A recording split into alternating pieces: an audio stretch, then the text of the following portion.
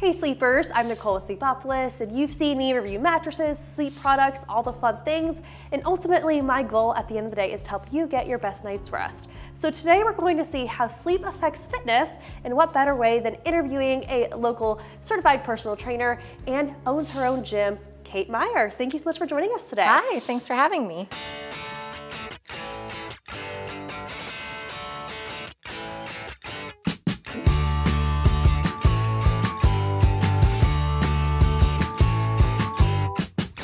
Why did you want to focus on fitness? What does fitness mean to you?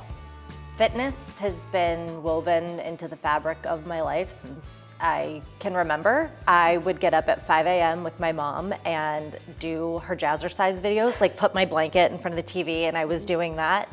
I really got into fitness through sports. I played soccer year-round until I graduated college, and afterward I was like, what do I do? So I got into running. I've done a couple of full marathons, but after I had my children, I realized I couldn't run for 3-4 hours on the weekends anymore. I needed to do workouts that were more succinct, and that's how I got into weight training.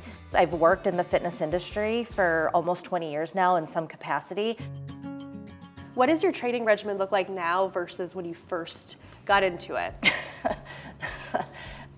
Now I work out when I can and do what I feel like. When I first started competing in Olympic weightlifting, I was like very regimented. Like, here's my 2 hours when I would be at the gym, and I was gonna follow my program and do what my coach said and be very diligent and dial in my nutrition. And now, because I'm, devoting so much more time to my children, they're 10 and 13, I'm basically a taxi cab driver after school. It's the priority. Like, I have 3 competing priorities outside of work. Like, I always have to work because I have to have money, gotta feed my kids. But outside of work, it's kids, fitness, sleep. And they are in constant competition with each other. And the kids are gonna win most of the time. Sometimes I let my workouts win, and sometimes I let sleep win. I want to be very present for my kids. They're 10 and 13, so I feel like I only have them for so many more years before they just leave the nest. Yes, so I mean, but they're also at the age where they will work out with me sometimes. Love that. Like, they will come down to the gym and they will lift weights with me.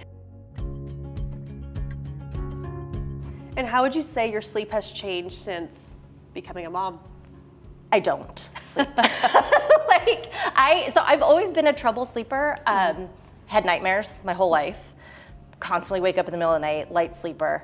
And then I became a mom, and I have not slept through the night in 15 years. When my kids were young, I was probably sleeping maybe 4 hours a night, not consecutively, severely sleep deprived, miserable. I mean, like, when you go 4 to 5 years without good sleep, you're not even yourself anymore. Once they got older and started sleeping through the night, I at least slept better.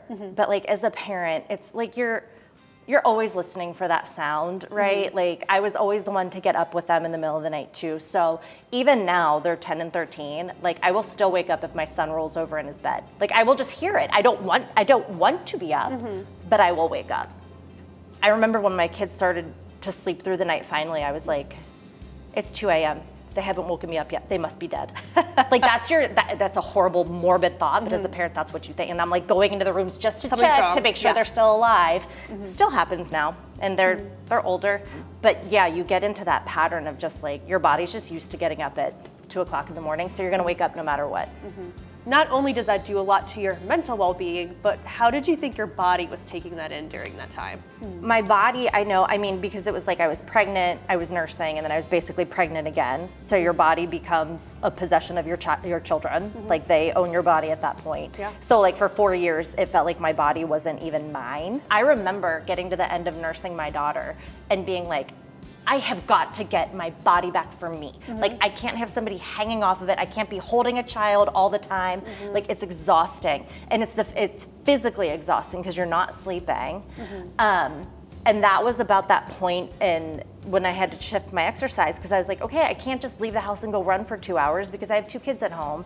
So how do I figure out how to still get some kind of fitness in? Because if I'm not working out, and I'm not sleeping, I am the crankiest Kate you will ever see. I have always made a point, I am an early to bed, early to rise person. I know I have to get my workout in most of the times early in the morning, so I know I have to get my sleep in, which means I have to go to bed early the night before, and it's just part of my routine and my schedule. Like, I have to have that or else something's gonna drop. I love that that's what's worked for you, and you're at a point where you kind of you know your body. Yeah. You know what works. Yeah. Your body obviously is responding well to it.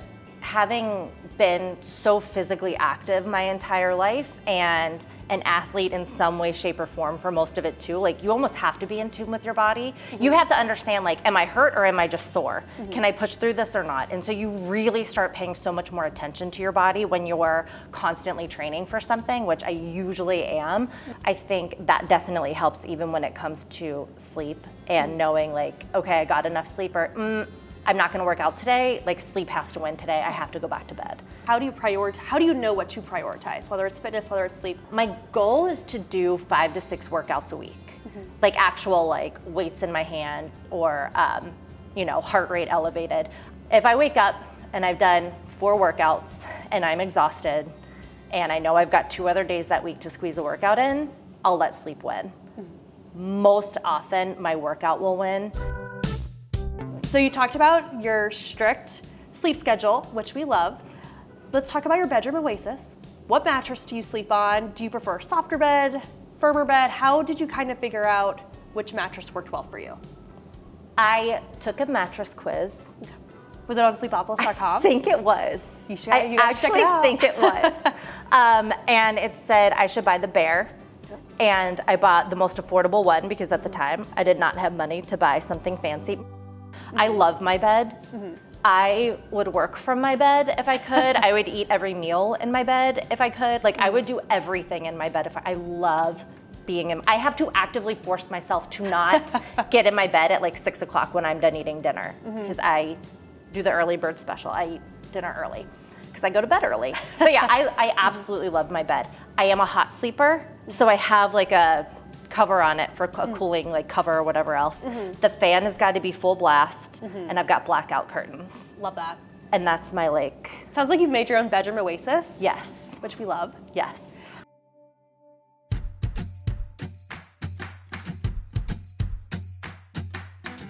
I used to work with a physical therapist who used to say all the time, you don't have to live in pain. I think, especially as parents or older adults, whatever, you know, we get very used to feeling a certain way and forget, like, this doesn't have to be the way everything is. I don't actually have to be tired all the time. I don't actually have to have back pain. I don't actually have to have this issue. And I'm going to do something about it.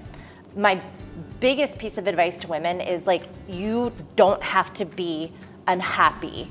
Like, you can make decisions to become happier and change whatever it is that you need to change to get there. But you have to be your own advocate for it. And you're the only one who is in your body. So you're the only one who knows. You're the only one who knows how you feel or what it is that you want to do. I think it's all about finding what works for you. There's no one prescriptive, here's the fitness regimen, here's the sleep regimen, here's what you need to eat. Everything is individualized. It is not selfish to put yourself first. And to put your fitness first or your health first, like, it's not a selfish thing. It's actually the best thing you can do for you and your family. Well, Kate, thank you so much for joining us today. Thank you so much for telling us about your sleep, your fitness journey, as well as your challenges with motherhood. And I'm sure we have a lot of other women watching. And just want to thank you so much for sharing your story. And guys, thank you so much for joining us. If you have any questions, you can leave a comment down below, and we will see you next time. Bye.